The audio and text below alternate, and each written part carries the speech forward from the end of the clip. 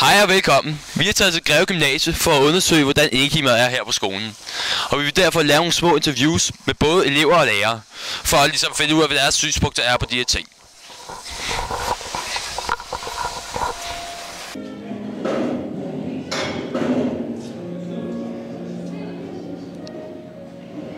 Vi er nu inde i skolens plenumsal, som er blevet bygget i maj måned, og som har kostet adskillige millioner kroner.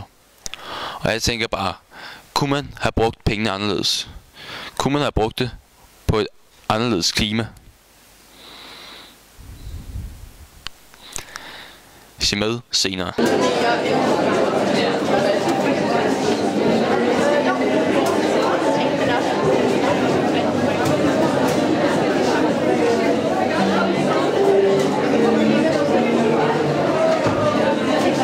Er du tilfreds med skolens indeklima? Nej. Er du tilfreds med indeklimaet på skolen? Nej, det er jeg ikke. Nej. Nej.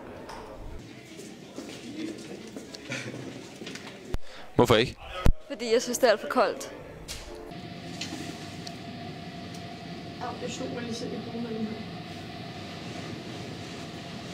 Fordi at når det er koldt udenfor, så er det koldt indenfor, og når det er varmt udenfor, så er det varmt indenfor. Tak skal du have. Ej, det er bare ikke så godt, fordi om sommeren så er det alt for varmt, til man kan koncentrere sig. Om vinteren er det alt for koldt, til man kan koncentrere sig. Så det er pretty fucking terrible. Tak skal du have. Det er for koldt.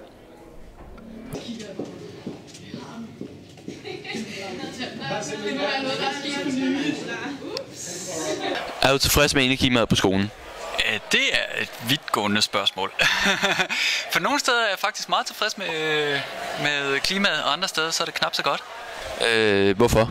Ja, altså undervisningslokale 204 har jeg det ikke så godt med.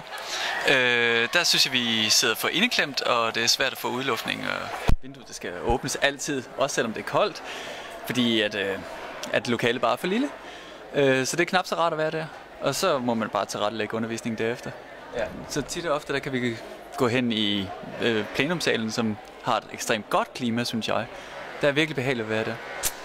Så har vi et arbejdsrum hernede i hjørnet, som det er så et luksusproblem, kan man sige, men om sommeren der kan det blive for varmt. Så er det svært at koncentrere sig, men så må man jo tage sin bærbare og sætte sig et andet sted, hvis det bliver for meget det gode. Så.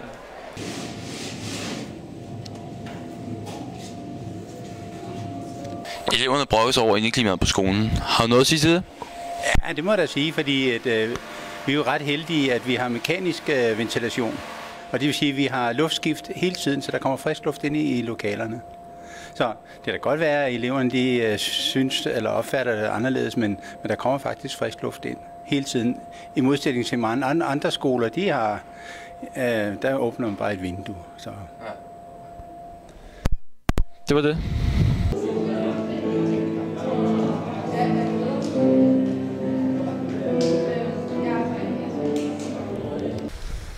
Vi har nu været på Greve Gymnasie og snakket med en masse lærere og elever, og det tyder på, at indeklimaet ikke er i særlig god stand. Pedel mener dog, at det her indeklima på skolen er faktisk topklasse. Det kan jo næsten ikke blive bedre, og er bedre end mange andre skoler. Så man kunne sige, at elever synes ikke, det er særlig godt, men pedellen synes, det er meget godt.